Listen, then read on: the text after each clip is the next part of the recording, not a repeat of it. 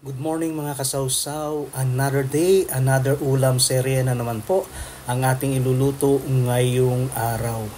Magluluto po tayo ng pork stew. Ayan, pasintabi po doon po sa hindi kumakain ng lutuing ito. Pasensya na po kayo.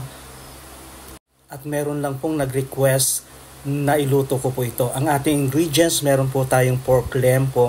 Ayan, meron din tayong siling haba o green sili. Pork cubes, meron tayong sibuyas bawang, siyempre may dahon ng laurel.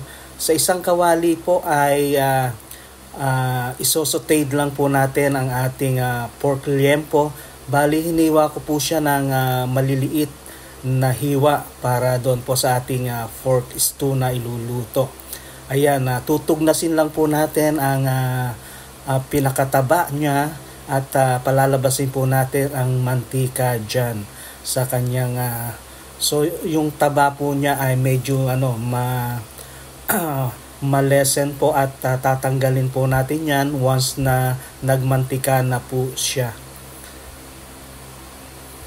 So bago natin mag-start ng paggigisa, so kailangan po natin maipalabas ang mantika dyan sa ating niluluto.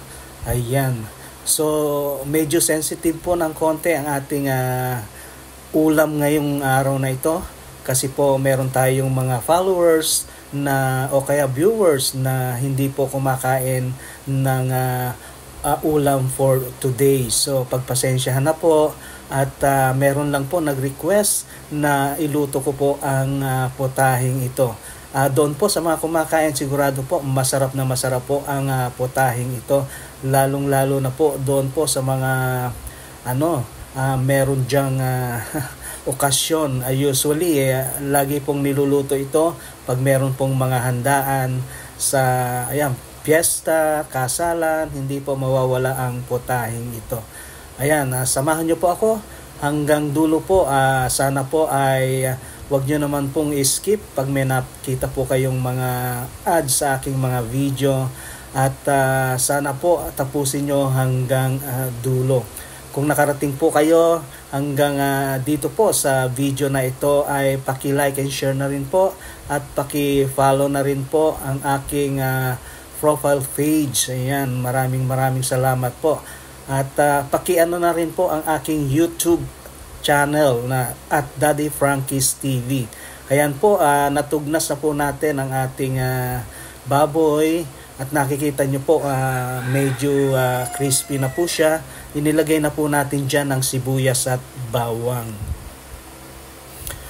So, magigisa na po tayo at syempre maglalagay na rin po tayo dyan ng ating mga pampalasa. Ayan. So, sabay-sabay na po, sinasama ko na po sa pagsangkutsa ang mga pampalasa natin.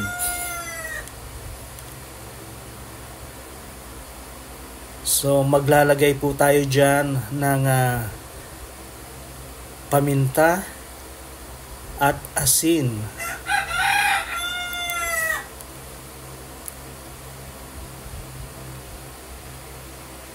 Ayan guys, very easy lang po ang pagluluto ng ating pork stew. Ayan, hindi ko po mabanggit yung kasi medyo sensitive nga po doon po sa ating mga ibang followers. Naglagay din po tayo dyan ng pork cubes para ma-enhance pa lalo ang kanyang lasa. Ayan.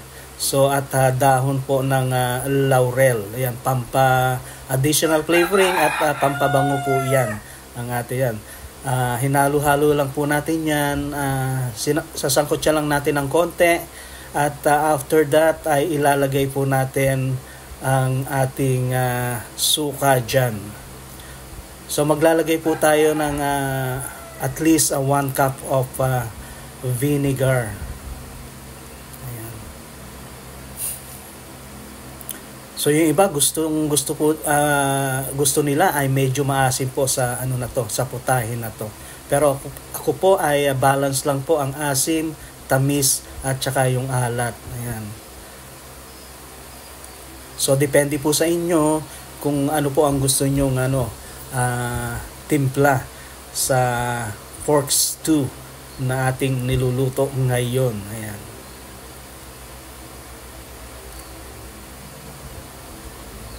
Ayan, pakukuluin lang po natin ang ating suka at lalagyan po natin ng sugar, pampabalance po ng lasa yan. Pag kumulo na po ang ating suka ay ilalagay na po natin dyan ang ating mixture ng sauce. Ayan po. So kayo na po ang bahala, alam nyo na po kung ano po iyan, so hindi ko na po babanggitin. Kasi po nga medyo sensitive doon po sa ating ibang manonood. So disclaimer lang po, pasensya na po doon sa ating mga kababayan na hindi po kumakain ng ganitong klaseng pagkain. Kayo na po ang mag-adjust para po sa amin. Maraming salamat po sa inyong pag-intindi. Ayan, medyo pakukuluin po natin yan at lagi po natin siyang hahaluin para hindi po manood mabuo ang ating ang ating mixture ng sauce. Kasi usually po ay namumuo yan pag hindi natin hinahalo. So naglagay po tayo diyan ng siling haba o siling green para meron tayong anghang ng konti. So hindi po natin yan hiniwa. So kasi meron pong hindi kumakain sa amin ng maanghang. So ayan, ganyan lang po, buo lang po ang kanya para hindi po siya lumasa yung anghang. So pag naluto naman po yan, yung gustong medyo maanghang ay kinukuha po niya yan. Ayan, ang ating dish po ay masarap din po yung pang merienda, hindi lang po pang ulam. Pag nagmerienda naman po kayo ng ganyan ay ang ating pinapartner food dyan or yung rice cake na tinatawag. Ayan.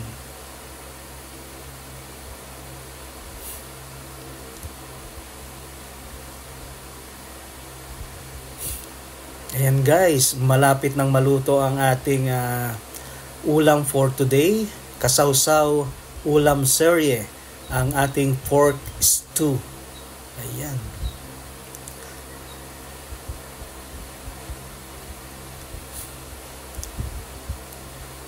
So pakukuluin lang po natin yan ng konti pa at nang medyo lumapot-lapot po ng konti ang ating sabaw. Yan.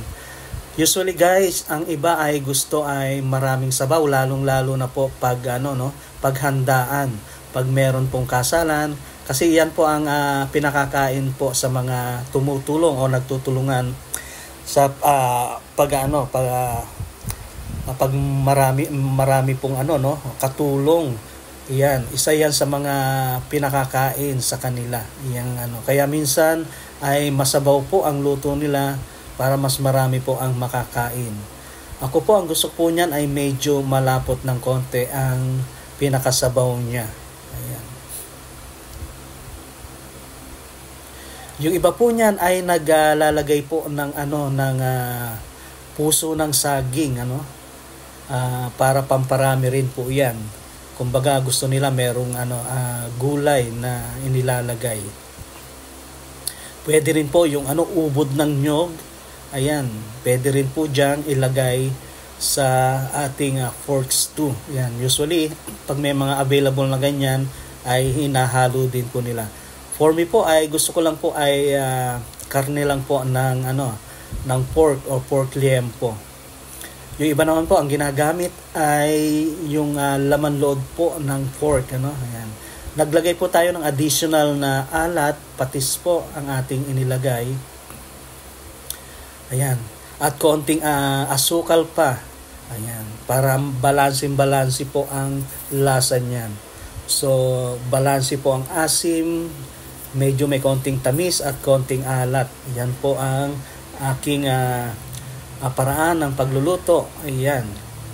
Ng ating pork stew na tinatawag. Ayan. So, hindi ko po mabanggit kung anong yun kasi po baka po tayo. Magkaroon tayo ng violation. Usually yung iba kasi ayaw ng ganyang putahe na niluto, So, doon po sa nag-request, ayan, ma'am, ayan, your request is granted na po at ayan na po ang ating masarap na pork stew. Ayan. Sana po ay nasiyahan po kayo at itry nyo pong iluto ang masarap po yan. So bali kalahating kilo ng pork liempo po ang ginamit ko dyan. So kayo na po ang bahalang mag-adjust doon po sa ating mixture ng sauce, no? Ayan. Ayan na po ang ating masarap na pork stew. Sana po nagustuhan nyo at paki-continue support ang aking mga ina-upload na video dito po sa aking YouTube channel at Daddy Frankie's TV. Maraming salamat. Keep safe and God bless. Happy lang. Kung may request pa po kayong lutuin o ulam na gusto nyong ipaluto sa akin, ay willing po ako, paki-comment na lang po dyan. At hayaan nyo po at iluluto po natin yan. At para mapagbigyan po ang inyong mga request. Ayan, maraming salamat sa inyong patuloy na pagsuporta sa aking mga video.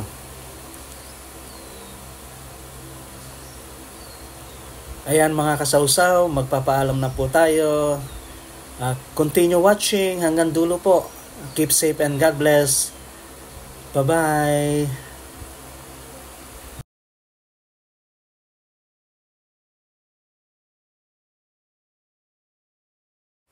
Ayan mga kasawsaw, ready to serve na po ang ating pork stew. Tara, kain na po tayo.